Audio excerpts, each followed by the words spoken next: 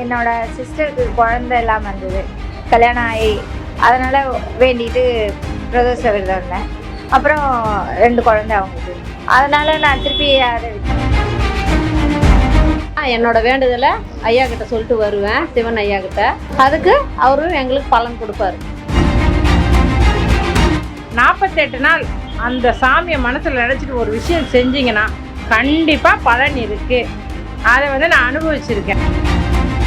சென்னையில் இருக்கேன்னா இங்கே இருக்கிற நான் எப்படி ஒரு 12-13 சிவன் கோயில் போயிடுவேன். நைட்டு ஒரு 10 மணி 11 மணி ஸ்டார்ட் பண்ணேன்னா அப்படியே ஒரு கோயிலாக போயிட்டு முடியறதுக்கு மணி 4-5 ஆகிடும். நல்லாயிருக்கும், அந்த ஃபீலிங்ஸே நல்லாயிருக்கும். இது பையன் வேணா வேண்டியிருந்தா 2 பையன் கொடுத்தாரு சிவன் எனக்கு, ட்வின்ஸா. அதுக்கு மேலே தான் வேணும். 12லேருந்து 60 வயசுல நான் கடைப்பிடிச்சேன். அந்த கடைப்பிடிச்சதுல இதுவெல்லாம் எனக்கு பிபி இல்லை, சுகர் இல்லை, ஆஸ்மா இல்லை, எதுவுமே கிடையாது. அந்த கடவுள் பக்தி தான்.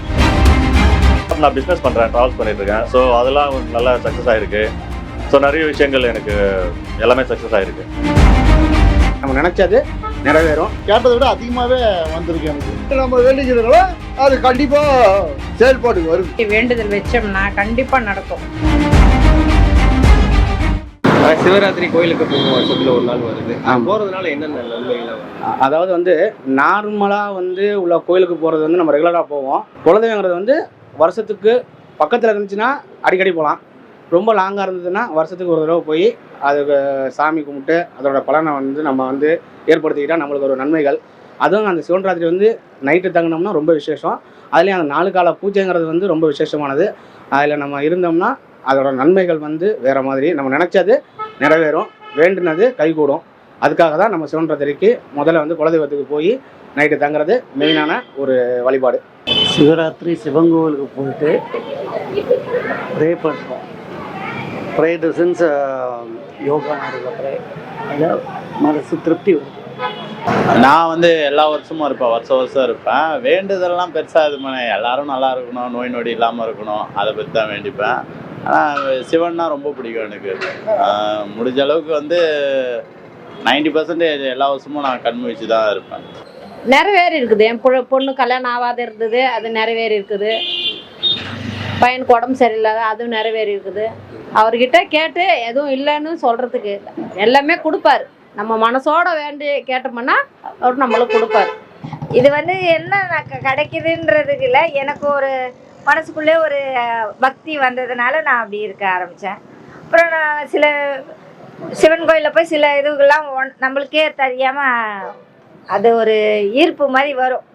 அது அந்த மாதிரி ஒரு கோயிலேருந்து நான் சுற்றி பிரகாரம் சுற்றி வந்துட்டேன். யாருமே இல்லை, நட சாத்துற நேரம். அந்த சமயத்தில் ஒரு நாய் என்னது எனக்கு அப்படியே ஒரு மாதிரியாக இருந்தது. அதை பார்க்கும்போது அது என்னை பார்த்து மட்டும் ஏன் கத்தணும், எல்லாரும் போகிறாங்க நட சாத்தும் போது என்னை பார்த்து மட்டும் அது கத்துது. சரின்ட்டு நட சாத்துறதுக்காங்களே என்ன பண்ணுறது, பிஸ்கெட் வாங்கினோன்னு ஓடி போய் நட சாத்துறதுக்குள்ளே இன்னும் ஒரு 10 பேரை வெளியே போக சொல்கிறாங்க. அந்த சமயத்தில் ஓடி போய் பிஸ்கெட் வேணும்னா அந்த நாய் எங்கே போச்சுன்னே தெரியல. அப்போ நான் அந்த பிரகாரத்தை 2வது வாட்டி சுற்றி வரும்போது, ஐயோ இங்கே தானே இருந்து வந்தேன், நான் உனக்காக பிஸ்கெட் வாங்கி வந்தேனே, நீ இல்லையே அப்படின்னா. ஆனால் எல்லாம் சுற்றி தேடிட்டேன், காணோம். ஆனால் திடீர்னு எங்கே இருந்ததா அது ஒரு சந்திலேருந்து வந்தது. அவராக தான் கேட்குறாருன்ற மாதிரி நான் உணர்ந்தேன். சிவனுக்கு போகிறதுனால நிறைய பலன்லாம் கிடைச்சிருக்கு.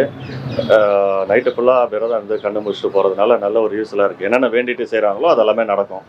100% நடந்துருக்கு. ஸோ 4 கிரிவலம் போனதுலேருந்து என்னோடய லைஃபே டேர்ன் ஆகிருக்கு. ஸோ இது வரைக்கும் சிவன் தான் நம்மளுக்கு எல்லாமே. ஏதோ ஒரு திருப்திக்காக, மன திருப்திக்காக நான் போய் வந்துக்கிட்டு இருந்துருக்கேன். போயிட்டு வந்தால் நல்லது நடக்குன்னு சொல்லி சொன்னாங்க. நாங்கள் ரொம்ப காலமாக போகிறதே கிடையாது. எங்கள் அப்பா அம்மா எல்லோரும் இருக்கிற காலத்தில் கூட சரியாக போனதில்லை. இப்போ எல்லோரும் இறந்து போயிட்டாங்க. அதனால் இப்போ நான் போகிறதுக்கு ஒரு வாய்ப்பு கிடச்சிருக்கு. நான் மட்டும் போயிட்டு வர்றேன், பணத்தை செலவு பண்ணிவிட்டு. கிராமத்தில் மட்டும்தான் கரெக்டாக கடைப்பிடிப்பாங்க. இங்கே சிட்டியில் இப்போ நானே இருக்கிறேன். என் ஊர் சொந்த ஊர் தருமபுரியில் தான் நல்லா இருக்குன்னு சொல்லி நானே ரொம்ப சந்தோஷப்படுவேன். சென்னையிலலாம் வருத்தமாக தான் இருக்குது. நம்ம குடும்பம் நல்லா இருக்கணும், சுபையாக இருக்கணும், அமங்கலமாக இருக்கணும். நம்ம குடும்பம் முன்னோடிகளை எல்லாம் வேண்டிட்டு எல்லாமே நல்ல சுபம் கண்டுபிடித்து எல்லாத்துக்குமே நல்லா இருக்கணும். அதை வேண்டிட்டு நம்ம பகவானை சேவிச்சுட்டு என்ன காரியம் இருக்கோ அதை நினச்சி நம்ம சாமி கும்பிட்டு வருவோம். சிவராத்திரி ஒரு தூக்கம் இல்லாமல் இரவாக இருந்து ஒரு பொழுதை இருந்து அது கடைப்பிடிச்சி அதான் சிவராத்திரி என்று சொல்லுவார்கள். நம்மளுக்கு வந்து வேலை இருந்துக்கிட்டே தான் இருக்கும். உழைப்பு தான், கஷ்டம்தான், துன்பம்தான். இதெல்லாம் தீர்க்கறது யாருன்னா கோயில் தான்.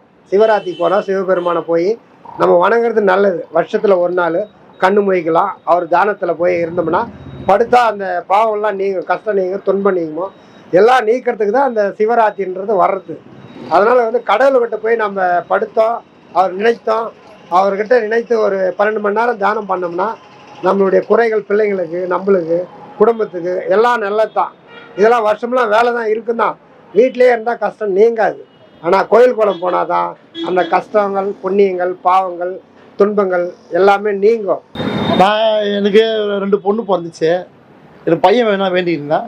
2 பையன் கொடுத்தாரு சிவன் எனக்கு, ட்வின்ஸா. அதுக்கு மேலே தான் வேணும். எல்லாமே கேட்டதை விட அதிகமாகவே வந்திருக்கு. எனக்கு தெய்வம் இருக்குது. ஆமாம், தெய்வம் இல்லைனா ஒன்றுமே இல்லை. குலதெய்வத்தை வேண்டிக்கிட்டீங்களோ நம்ம என்ன நினச்சி நம்ம வேண்டிக்கிறீங்களோ அது கண்டிப்பாக செயல்பாட்டுக்கு வருது. 12லேருந்து 60 வயசுல நான் கடைப்பிடிச்சேன். அந்த கடைப்பிடிச்சல வந்து இதுவரை எனக்கு பிபி இல்லை, சுகர் இல்லை, ஆஸ்மா இல்லை, எதுவுமே கிடையாது. அந்த கடவுள் பக்தி தான். நான் திருப்பதி வெங்கடேஷ் பெருமாள் சொல்லுவதெல்லாம் உண்மை. பாவமெல்லாம் நீங்கி, கஷ்டமெல்லாம் நீங்கி, துன்பமெல்லாம் நீங்கி வாழ்க்கையில் நல்ல வழி காட்டுவார். மக்கள்கிட்ட பேசின்னு வரேன். இப்போ ஏன் உங்ககிட்ட நான் பேசுகிறேன்னா இதை பார்த்து 4 பேர் கேட்பாங்க. அதுக்காக தான் நின்று நான் உங்கள்கிட்ட பேசுகிறேன்.